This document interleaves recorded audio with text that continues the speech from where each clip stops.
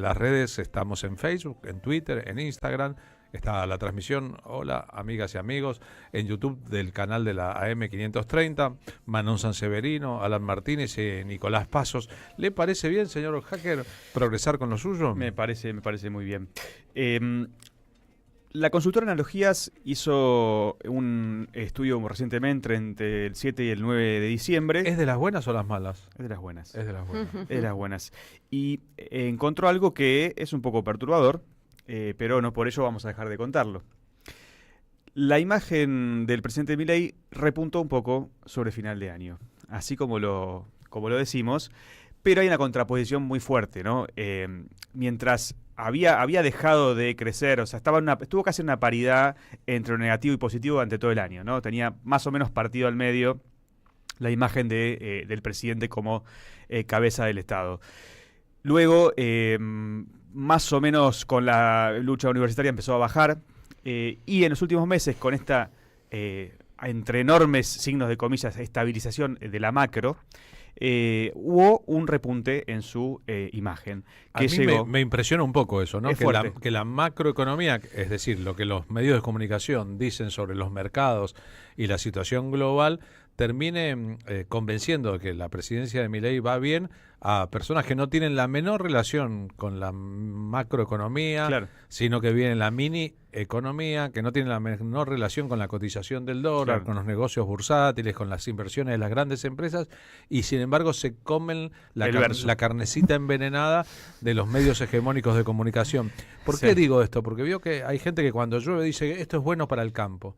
Pero cuando al campo le va bien, a esas personas no les cambia nada la vida. Se supone que el campo paga más impuestos. Bueno, no quiere pagar más impuestos. Yo me alegro por las macetas de mi patio cuando llueve. Claro, o cuando alguien dice, no, qué bueno que vengan las inversiones porque eso genera un círculo virtuoso que después produce un derrame sobre... Eso no existe. La teoría del derrame es tan compleja de explicar en público porque es una teoría que en la práctica no se concreta nunca. Cuando los ricos ganan mucha plata, evaden muchos impuestos, no redistribuyen a través del pago de esos impuestos el Estado la plata de los ricos entre los pobres. Eso ha ocurrido en algunas épocas, pero no ocurre ahora. Voy a salir un poco de la columna, voy a contar una anécdota, no voy a decir la empresa, porque no tengo, digamos, de quien me lo comentó, no me habilita a ello. Una empresa muy importante, de las que ganó en el orden del 500%. Ah, bien, Arcor. De esas, una de esas, no exactamente esa. Pero el año pasado hizo una fiesta importantísima para el cierre de fin de año para sus empleados, porque tenía una buena rentabilidad. Este año que tuvo buena rentabilidad, pero vendió menos, hizo algo muy, muy, muy tranquilo. Entonces, lo que debatíamos con mi amigo que había ido a trabajar, a hacer fotos a esa fiesta, como trabajador, monotributistre, decía, mira qué loco, ¿no? O sea, ni bien baja un poquito, apenas baja, cancelan el show, cancelan la comida, cancelan... pero la están levantando en pala. Bueno, me salgo para decir esto que estabas diciendo vos. Cuánta miseria. Cuánta miseria. Y sí, claramente que hay mucha gente que se come el verso, otra tanto que no, pero cuando empezamos a meternos en el estudio, ahí vamos a ver un cuadro con la popularidad de los presidentes, estamos compartiéndolo. Sí. Esto no corresponde a analogías, pero es algo que yo busqué a partir de esta cuestión, ¿no? Porque es cierto, uno dice 53%, epa, debería ser mucho más... La imagen positiva de Milei después de un año, 53%. Claro, pero comparemos la imagen positiva... tuvo el 55% de los votos, así que no le bajó, el que lo votó más o menos, salvo un 1,5%. No, y además cuando nos metemos en el análisis profundo de esta encuesta muy importante, claramente la gente analiza en este momento encuestada, da una buena visión, pero se preocupa por las perspectivas de la economía y por supuesto por su economía personal. Pero subsiste o todavía sobrevive esta cuestión de estamos mal, pero va a ser mejor la cuestión. Eso todavía tiene un núcleo duro de resistencia ante esto que decimos. Bueno, el riesgo país en X cantidad de puntos, el menor en 7 años, a mí que me importa, no llego a fin de mes. O sea, el riesgo país a mí no me cambia la ecuación de nada. Pero este dato que estamos mostrando ahora en el streaming, para los que lo están oyendo por la radio analógica, lo que muestra aquí que presidentes como Néstor Kirchner, como Cristina Fernández de Kirchner en su primer mandato, llegaron al primer año de mandato con 79% de aprobación.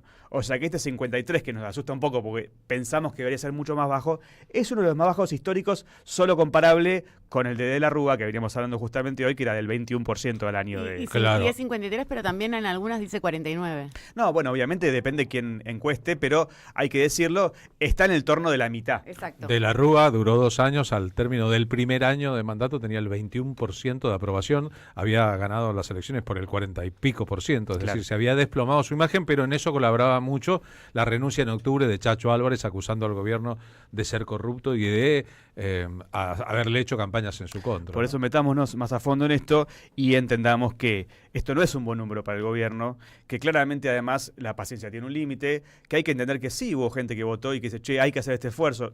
Yo no lo comprendo, o sea, no lo comparto, puedo llegar a comprender en algún punto ese pensamiento, con mucho esfuerzo, pero lo puedo comprender. Y digo, ¿cuánto va a durar eso? No lo sabemos. Sobre el comportamiento de los empresarios y las empresas, según van variando los tiempos, permítame que le agregue una idea. Hace mucho tiempo, digamos en la primera década de este siglo, un poquito después, 2 empresarios dueños de un medio de comunicación para el que yo trabajaba me invitaron y me hicieron el honor de invitarme a una celebración en que festejaban un aniversario de su salida de la cárcel después de haber estado presos durante la dictadura militar, ¿no? Habían pasado muchos años presos durante el gobierno constitucional del peronismo y después durante la dictadura militar completa, y cuando se cumplió un aniversario consideraban prudente celebrar los 15 años en libertad, supongamos, los 15 o los 30 o lo que fuere, ¿no? Y era una fiesta enorme en una usina eléctrica en el sur de la capital federal. Cuando llegué con mis compañeros a la fiesta, me asombró el volumen, la cantidad de gente, los números artísticos, los números musicales, la cantidad de figuras extraordinarias de la política, del deporte. Era como una mega fiesta en un momento próspero de la Argentina y evidentemente de sus negocios y sus empresas. Bueno, pasó el tiempo, las cosas cambiaron, ya nada fue tan bueno, etcétera, etcétera, etcétera. Llegó un día con el gobierno de Mauricio Macri que esos empresarios en la radio para la que yo trabajaba, que era de su propiedad, dejaron de abonar los sueldos de los trabajadores. En la época de prosperidad festejaban con una fiesta que costaba millones. En las épocas de no prosperidad, en todo caso, achicaban los costos no pagándole los sueldos a los trabajadores. Gente muy respetable, gente a la que otra le palmea mucho los hombros cuando la ve en público, gente que está autopercibida como héroes de la historia de la cultura política en la Argentina. Bueno, ¿qué quiero decir? Nunca me pagaron. He terminado en la justicia tratando de reclamar que me paguen lo que me prometieron y nunca me pagaron. Pero lo tienen los jueces, Carlos, lo que no te pagaron. Bueno, no. Y si pagaran, ahí otro asunto. En un país con la inflación que tiene la Argentina, cuando la justicia determina una indemnización por despido laboral, el tema, o por falta de pago en los trabajos, el tema en que el benemérito Héctor Recalde trabajó durante muchos años con su estudio como abogado laboralista, la justicia detiene y considera cosa juzgada en el momento en que finaliza la causa con la sentencia final, el dinero a cobrar. Pero resulta que el dinero se cobra después de un año porque debe ser integrado a un presupuesto. Entonces, cuando se cobra, la mitad. La indemnización es la mitad de lo que fuere y hay que hacer otro juicio por la mitad de lo que fuere. Esa es la situación del trabajo y de muchos grandes empresarios en la Argentina, que incluso después se hacen los ofendidos. Ofenden a la moral y a la razón de sus trabajadores, pero después ellos son los ofendidos. Prosiga con la historia. No, pero es tal cual. Voy a dar un dato y después vamos a escuchar a Marina Costa, que es la directora de Comunicación de Analogías. El dato es que para mí es uno de los más relevantes, más allá de esto de la imagen positiva, no, que cambia tan rápidamente. El principal tema de preocupación de las personas encuestadas ya no es la inflación, pero por mucho margen. La inflación quedó en el 35%, sigue siendo algo importante, por supuesto, pero el principal temor es el desempleo. Y ya lo hemos hablado en otras columnas, la Argentina es el país del mundo con la previsión de empleo más baja del planeta Tierra. Entonces, ¿cómo no vamos a estar preocupados por eso? Vamos a escuchar a Marina Acosta, directora de Comunicación de Analogías, analizar esta última encuesta. Los datos de nuestra última encuesta nacional de noviembre nos indican que mejoró la aprobación del gobierno, pero las opiniones se siguen organizando de manera polar, podríamos decir, respecto de la gestión. La base de apoyo del gobierno mantiene un sesgo masculino y joven y crece en los niveles de instrucción medios. Vemos también que se han alineado totalmente las evaluaciones que se hacen del gobierno en general y las que se hacen sobre la política económica en particular. La imagen del presidente creció 5 puntos, presenta hoy una imagen positiva del 53% y de esta manera rompe la paridad entre los niveles negativos y positivos que veníamos registrando durante casi todo el año. Bueno, ahí aclaraba Marina este crecimiento de 5 puntos, que digo yo, analizando esta encuesta, mucho tiene que ver con esta sensación de estabilización y esta baja de la inflación después de una enorme subida realizada principalmente por el mismo presidente Milei. El desempleo permanece constante como un problema muy grave y una mayoría contundente de los encuestados cree que el gobierno trata mal a los jubilados. Vamos a escuchar un poquito más de Marina analizando la encuesta. La relativa estabilidad económica y el control del tipo de cambio son sin dudas promotores de expectativas positivas. Sin embargo, el gobierno no logra un apoyo mayoritario porque el programa de ajuste brutal que viene instrumentando desde su llegada al poder ha producido severas consecuencias en la vida cotidiana que hace que una parte de la ciudadanía no acompañe su plan. La relación entre el ajuste o el programa de ajuste y el tipo de estabilización es la que finalmente estará sometida a escrutinio electoral el año que viene. Vemos también que el gobierno enfrenta ciertas demandas en otros ámbitos como la seguridad, la transparencia institucional y por supuesto también el desempleo, que permanece constante como un problema que la ciudadanía detecta es más grave que la propia inflación.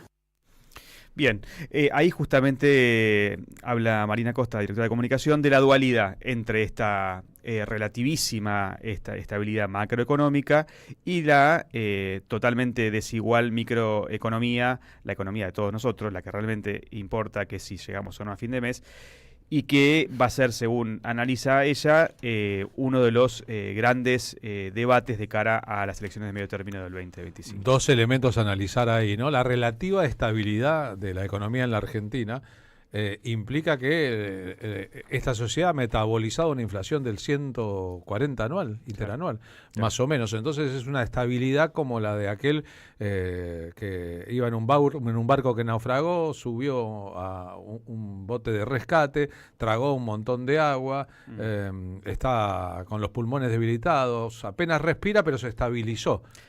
No significa eso que sea una situación buena, como parece deducirse de la palabra estabilizó, sino que se derrumbó, se vino abajo y ahora está flotando la economía de la Argentina en el medio de un pozo del que va a ser muy difícil salir. No es que no se pueda salir, sí, pero hay que cambiar radicalmente, con perdón de las palabras, el modo en que se piensa la Argentina para que se pueda cambiar, porque si no, no se cambia. Y además lo inestable de esa estabilidad, porque si vemos lo que pasó con los dólares financieros, con el dólar paralelo en esta última semana, con una devaluación del 15%, o una diferenciación del 15%, es fuerte, porque además salió a vender enormemente dólares de las reservas para poder contener esa estabilidad que claramente es artificial, claramente nos lleva a algo mejor en relación a producción de empleo, generación de más puestos de trabajo, mejora en la vida cotidiana de la gente. Yo voy a recurrir a un lugar común, pero creo que en este caso vale la pena. Esto es la paz de los cementerios. La paz de los cementerios, es bueno decirlos. Vieron que entre las noticias